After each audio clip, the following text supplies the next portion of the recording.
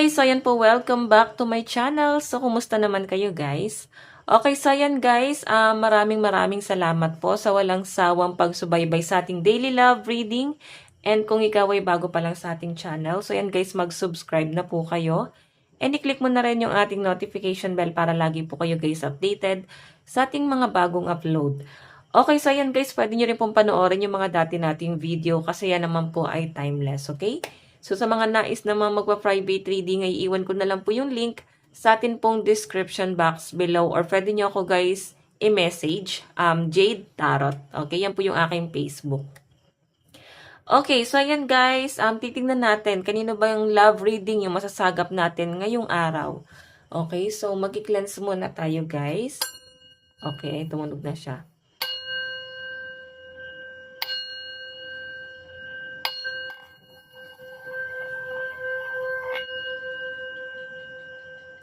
Okay. So, titingnan natin guys, kanino bang love reading tong masasagap natin. Ito yung energy mo, ito yung sa person mo. Nararamdaman mo sa person mo.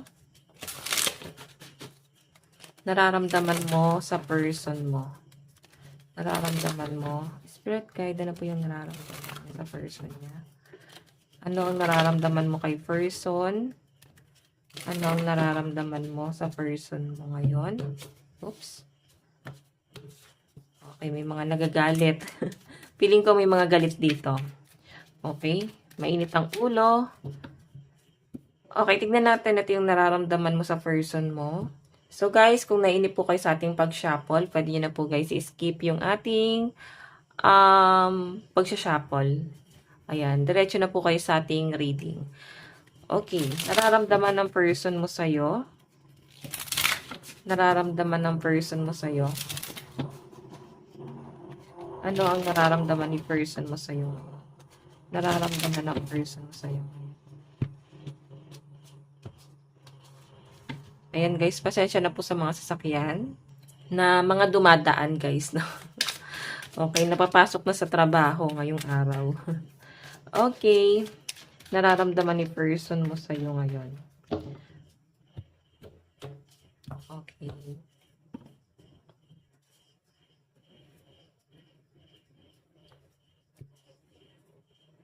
So, titignan natin, guys. Ayan, di natin maano yung card. Okay. Okay, nararamdaman ni person mo sa'yo ngayon. King of Wands. Oops. So guys, ito, passion. Kasi guys, King of Wands, ibig sabihin ito para bang may pagmamahal, willing pa na ipaglaban itong relasyon na to. Kasi nandito po yung Leo energy. Okay, kumbaga parang ipaglalaban tong pagmamahal na to. So I think, yung person mo, para bang gusto niyang ipaglaban yung nararamdaman niya sa inyo. At siguro hindi siya papayag na mapupunta ka sa iba or hindi niya hayaan na magkaroon ng ending dito sa relasyon na to. Okay? And sa pinapakita sa akin guys, itong person mo talagang nandun yung ano niya potential niya. Okay? Nandun yung para bang napaka-matured ng energy niya. Nakikita ko yung sobrang pagmamahal niya sa inyo guys. Kasi once passionate, more on action. So nag-e-effort din yung person mo. Nakikita ko rin yung ano niya para bang tawag dito, parang makikita mo talaga sa kanya yung ano, parang willing talaga siya guys, no? Willing siya sa mga ginagawa niya kasi, ayan, mararamdaman mo naman guys na itong person na to pinaglalaban niya yung nararamdaman niya sa inyo or willing siya, no? Kung ito guys, matagal na kayong nagtapos talaga at taon na yung lumipas, ngayon para bang bumabalik siya na para bang i-workout nyo ba kasi iniisip ng person mo na baka kaya pa, baka maayos pa. So, siguro, hindi pa naman guys, ganun na parang ka-attach agad si person kasi syempre matagal na kayong naghiwalay tapos parang gusto niya na i-work out yung relasyon. So, yung person mo, makikita mo talaga sa kanya at mararamdaman mo talaga yung willingness niya dito sa relasyon na to. Para bang willing talaga siya na mag-work talaga kayo ulit. Na para bang yung pagmamahal, gusto niya talagang ibalik ulit yun, guys, no? Yung pagmamahal na pwedeng nawala or pwedeng na mahinga lang yung pagmamahal na yun. Okay, so titignan po natin. Malakas kasi talaga yung energy na parang ex mo na to kasi nandito yung Leo energy. Ayan, no? Para bang nakikita ko, guys, maayos pa to eh. Okay? And siguro inaantay mo lang din ano yung kaya niyang gawin. Ano ba yung magiging assurance mo sa taong to. Titignan po natin ano naman yung tingin niya sa'yo. Okay, Page of Wands. Para bang masaya ka ngayon, nag-e-enjoy ka, nakukuha mo lahat ng gusto mo, siguro nakukumpara niya sa sitwasyon niya ngayon. Yung sitwasyon niya kasi ngayon, guys, para bang, ano yan, no, nakatayo lang siya rito. Stuck lang siya, para bang lumulutang lang. Okay, hindi niya, guys, nakukuha yung lahat ng gusto niya. Hindi kagaya mo na parang masaya ka, maliit or malaking bagay man yung nakukuha mo para sarili mo. Ikaw kasi yung tipo ng tao na hindi ka naman ganun kaluho. Masaya ka na kahit sa maliit na bagay, no? Kumbaga, mabilis kang mapasaya. Okay, kaya ikaw yung tipo ng tao, napaka-grateful mo talaga. Siguro itong person mo, hindi siya ganun ka-grateful sa mga nakukuha niya sa buhay niya. Siguro, itong person na to, guys, nasa sense ko sa kanya, malaki yung insecurity niya sa sarili niya. Okay, maaring, parang insecure din siya sa inyo. Okay, malalaman mo naman pag insecure yung isang tao eh. Pagka controlling, pagka binabawalan kanya sa mga bagay na gusto mong gawin. Ay, pasensya na, guys, no?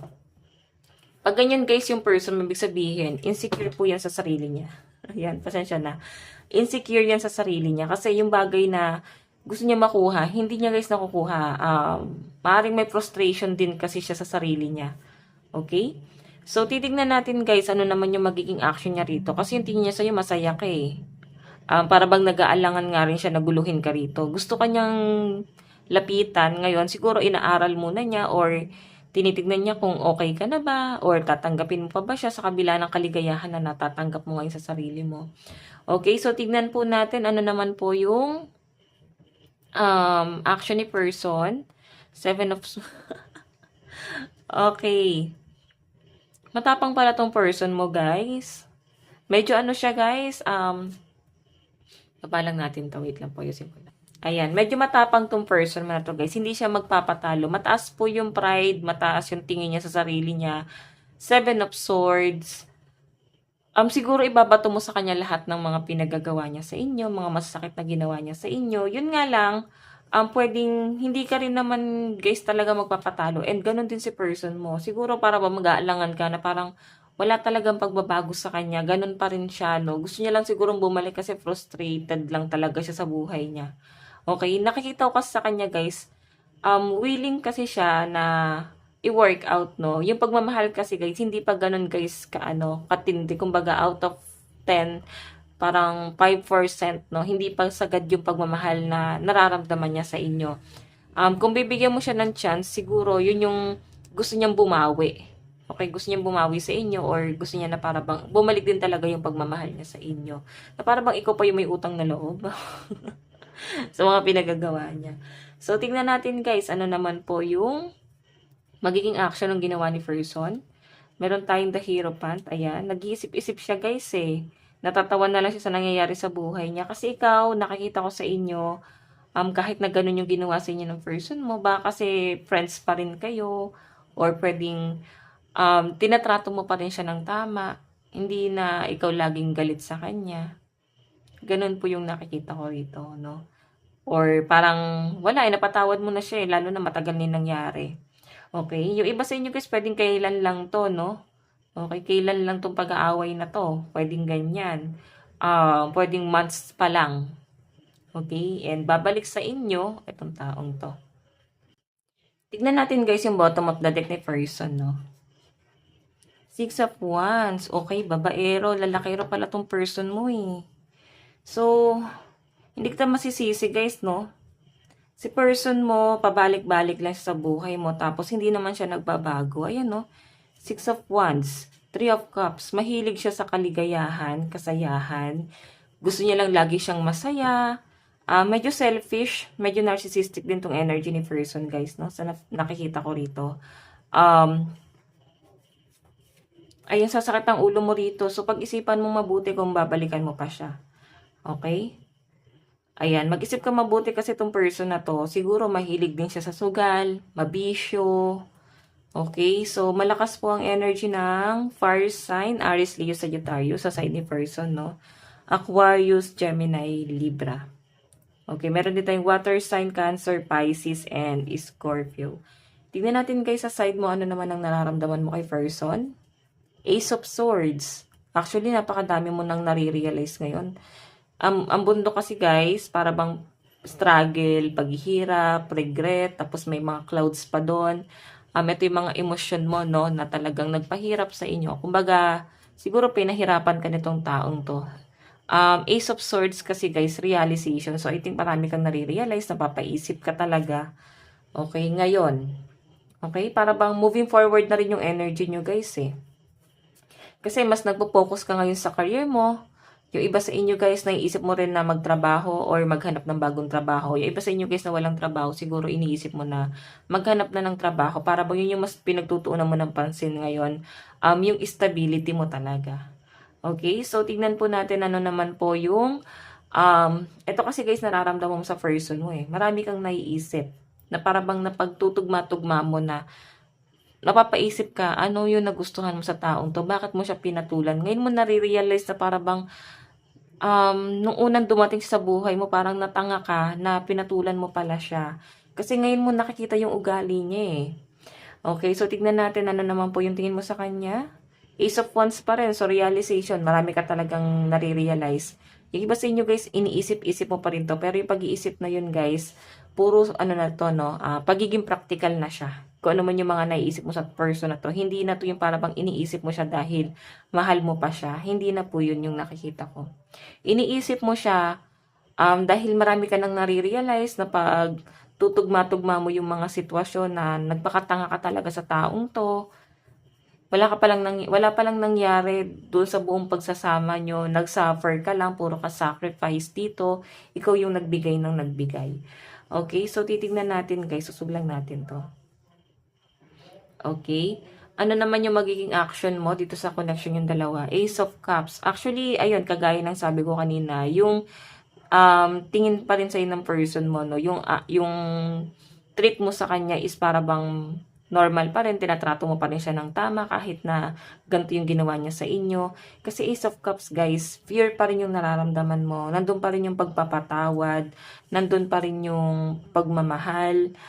Pero yung pagmamahal na yun, guys, hindi na yung para bang para magkaroon pa ulit ng connection sa inyo. Baka kasi tinitignan mo siya bilang partner mo dati or pwedeng ama or ina ng mga anak mo. Pwede kasi nagkaroon kayo talaga ng family. Yung iba sa inyo, guys, pwedeng talaga na nagsasama pa rin kayo. Pwedeng civil na lang din. Okay? Pero itong person mo kasi guys, ginagawa niya yung gusto niya eh. Okay, babalik siya kung kailan niya gusto, alis siya kung kailan niya gusto. 'Di ba? So ikaw mag-isip ka kasi yung person mo talaga may sarili siyang mundo. Okay? So yung action mo dito guys, Ace of Cups, ipapaliwanag mo pa rin ng maayos sa person mo. 'Di ba? Napaka-matured mo eh. Okay, sobrang matured mo kasi pinapaliwanag mo pa rin sa person mo yung mga masasakit na ginawa niya, hindi yung para bang galit ka sa kanya. Kumbaga, pwedeng mahinahon mo pa rin sinasabi sa kanya na ito yung pinagdaanan mo, ganito yung nangyari sa'yo, nag-suffer ka, ipapaliwanag mo sa kanya ng ma-realize niya, parang ganon.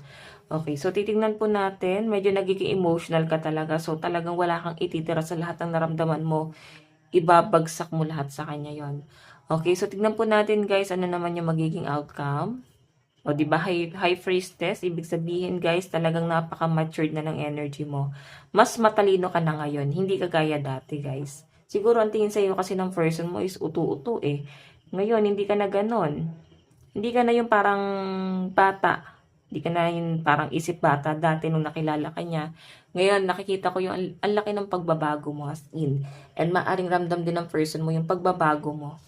Okay, so titignan po natin guys yung bottom of the deck. Meron po tayong 3 of Pentacles. Ayan, 3 of Pentacles. Ito guys ay collaboration. Pwedeng ikaw, architect ka ba, engineer, or pwedeng estudyante, nag-aaral ka pa lang. Iba sa inyo guys, pwede nagpapagawa kayo ng bahay. Ayun, meron ako nakitang family gathering. Pwedeng yung iba sa inyo magpapa-house blessing. Baka nagpapagawa po kayo ng bahay. May nakikita akong success sa inyo. Ayan, baka nagbebenta kayo ng gold or accessories. May nakita akong death and rebirth. So, yung iba sa inyo guys, para bang namatayan pa or pwedeng may nagkasakit sa family. Ito yung nagpatatag sa inyo. Pwedeng nangyari na siya sa past at okay naman na. Isa sa family is naging okay naman na, no? Marami kang pinagdaanan that time. So, ayan, may nakikita akong celebration dito, guys. Baka may isa-celebrate kayo. Okay, sa mga susunod na mga araw. May nakikita rin ako, guys, pwedeng kasal, binyag, pwedeng yun nga, guys, house blessing. Basta may something na salo-salo, no? Na mangyayari, magaganap dito. Or pwede ikaw ay nasa abroad, baka uwi ka, yan, sasalubungin ka ng family mo. So guys, ayan, sa side mo, malakas po ang energy ng Earth sign, Capricorn, Taurus, Virgo, Aquarius, Gemini, Libra, Aries, Leo, Sagittarius, Cancer, Pisces, Scorpio. Tignan natin guys, sana po patungo tong connection na to. Ayan guys, remind ko lang kayo guys, no, minsan kasi para mampiling ko paulit-ulit na lang yung ano ko, yung title. So, kahit hindi guys, ano sa inyo, applicable yung title, panoorin nyo pa rin. Kasi baka makaresonate kayo. Okay? So, pag hindi po kayo nakaresonate, so, ayan, huwag nyo na guys panoorin or i-end nyo na yung video. Kasi, baka kasi, sa dami kasi guys ng gusto kong i-title, no? Minsan hindi ko na rin nahanap yung tamang words eh. So, pakinggan nyo na lang guys kasi baka makaresonate po kayo dun sa reading. Okay? Pero kung hindi guys, ayan, may iba tayong video dyan or proceed na po kayo sa ibang tarot reader. Marami po kaming nagko-collective. Okay? So, yun guys, tignan natin. Love situation. Sana po kayo patungo in the near future. Sana po papunta to in the near future. 3 to 5 months. Ano na po ang magaganap dito? Spread guide. 3 to 5 months. Ano po ang magaganap dito sa relasyon na to? Meron po tayong, 8 of swords. Stuck talaga si person. Kung bakit gusto niya guys bumalik. Okay? Kasi, ano na siya guys pwedeng nasa conflict siya ngayon. Yan yung energy ni person. Tignan natin. Meron tayong 3 of swords. Ayan, nilagay ka niya sa third party. Okay? Tapos siya rin yung nagsasuffer dito. Meron tayong 10 of wands. Siguro marami siyang masasakit na salitang binitawan sa inyo. Kasi para bang sure na siya sa nararamdaman niya. Talagang 100% alam niya sarili niya na kung ano yung hinahawakan niya is yun na yung para sa kanya. Kumbaga, naging kampante po siya doon sa third party. Kumbaga, pwedeng niyabangan ka pa nga niya or minaliit ka pa niya that time. Diba? So, meron po tayong 3 of Pentacles. Ayan. Nakita ko win-workout naman nila ng third party yung relationship nila. Pero kung makita nyo kay 10 of Wands, siguro hindi rin naging maganda kasi masakit din pong magsalita yung person or nagkakabatuhan sila ng masasakit na salita. Tignan naman natin sa energy nyo ngayon ng person mo. Energy nyo ng person mo, 3 to 5 months, ano po ang magaganap? Okay, or pwedeng ngayon, kung kailan ito mangyayari guys, no? Meron tayong, oh my God, nagmamadali. Knight of Swords. Nagmamadali siyang bumabalik sa inyo, guys. Okay, nakikita ko dito. Meron tayong 3 of Wands. Actually, matagal mong inantay itong taong to. Pero ngayon kasi, guys, sa pagbabalik niya, hindi ka na desidido. Pwede kasing matagal kang nagantay sa kanya. Okay, pwedeng bigla kang nauntog. Meron po tayong The Chariot. Meron tayong King of Cups. So, talagang ano siya guys, nagmamadali siya. Kumbaga para bang atat na atat siya na maayos kayo agad. Hindi mo alam kung ano ba yung gusto niya mangyari, ba't nagmamadali siya rito. And ikaw naman, siguro matitrigger ka dito sa ginagawa niya na parang, bakit siya nagmamadali? Para bang mapapaisip ka, ano bang intention niya sa pagmamadali niya rito guys? Kasi parang ikaw naman yung ginugulo niya rito. Okay, na para bang itong taong to na wala siyang puso. Para bang ano to, babalikan na lang bigla-bigla, tas gusto mo tayo na agad. So, alam niyo yun guys, sobrang na-excite kasi tong taong to. Okay, wala siyang sasayangin panahon at oras talaga. Kasi nandito yung Knight of Swords. Napakabilis, no? Gusto niya talaga, willing talaga siya at talagang mararamdaman mo talaga sa kanya yung pangungulit niya.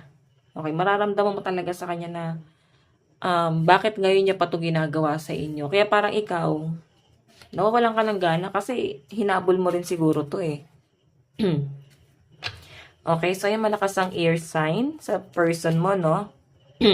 Sa person mo, air sign, Aquarius, Gemini, Libra, Aries, Leo, Sagittarius, Capricorn, Taurus, Virgo. Sa'yo naman, guys, Aquarius, Gemini, Libra. Ayun, sumasakit yung lalamunan ko.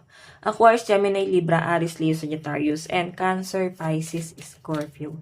Tignan natin, guys, mensahe ni person mo sa'yo ngayon. Mensahe ni person.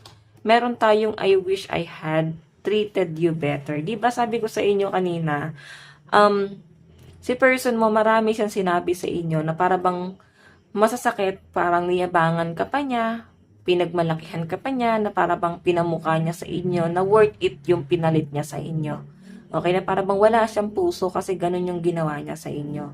Okay, so ngayon nagsisisi siya na bakit niya ginawa yon, hindi kanya tinrato ng tama, porque walang-wala ka, guys. Para bang piling mo binasura ka niya, minaliit ka nitong taong to. Okay, so tignan po natin. Kaya ikaw maging matalino ka. Okay, maging matalino ka. Mag-focus ka sa sarili mo. Pag ganito yung klase ng tao, guys, wag mo na itong balikan. Pwedeng karelasyon mo pa to, guys, no? Pwedeng nandun ka pa sa point na stuck ka pa. Okay, alam mong may third party, pero siguro nagkaroon ng second chance. Sabi ko nga kanina, guys, paulit-ulit yung sitwasyon. Hanggang sa para bang dinidegrade ka ng person mo. Okay, dinidegrade ka ng person mo. Pwedeng kasing ikaw yung mas nakagraduate eh. Ikaw tong mas may pinag-aralan kaysa sa person mo. Tapos dinidegrade ka niya. Mensahe ni person, you and I were too young. Di ba yun na sinasabi niya, masyado daw kayong bata that time. Or isip bata. Or immature pa yung relasyon that time. Mensahe ni person sa'yo, meron tayong I hide behind material things. Diba? Materialistic si person, guys. Maluho pala to kung bakit siya ganyan. Mari pinagpalit ka niya sa material na bagay, sa pera. Or pwedeng, ayun nga, sa luho niya. Hinanap niya yung stability niya sa ibang tao. Wala siyang pakialam kung anong mangyayari sa'yo. Kasi parang iniwanan kanyang mag-isang lumalangoy, guys. Okay, mensahe ni person, I'm so attracted to you. Siguro ang laki na ng improvement mo ngayon. Ang layo mo na sa dati. Meron po tayong, it was my fault but I blame you. Diba? Narcissistic at saka mahilig mang gaslight tong taong to, guys. Kasi kasalanan niya pero ikaw pa rin yung sisisihin niya, guys. Okay, last message ni person. Meron tayong, I know that I crossed the line with you. So, alam niya kasi, guys, may connection pa kayo. Baka may anak kayo. Okay? May connection pa kayo ng person mo. Kaya alam niya na maaring magkita pa rin kayo, magtagpo pa rin yung landas nyo. Or pwedeng yung circle of friends mo is, ayun, iisa lang yung circle of friends nyo, guys. So, gusto ka talaga niya, hindi ko masabi kung love ka ba niya kasi ang sinasabi, I want you. Okay? Lumalayo ka nga dito, guys. Kasi para bang nawala yung love mo sa kanya. Mas nakapokus ka sa sarili mo at sa stability mo. So, itong taong to, guys, nakikita ko rito, bibigyan mo ng matinding leksyon. Kasi, takot ka na eh. Takot ka na sa mga pinagagawa niyang paulit-ulit sa inyo. So, guys, ito lang naman po ang inyong daily love reading. Hanggang sa muli, bukas po ulit. God bless and love you all. Thank you.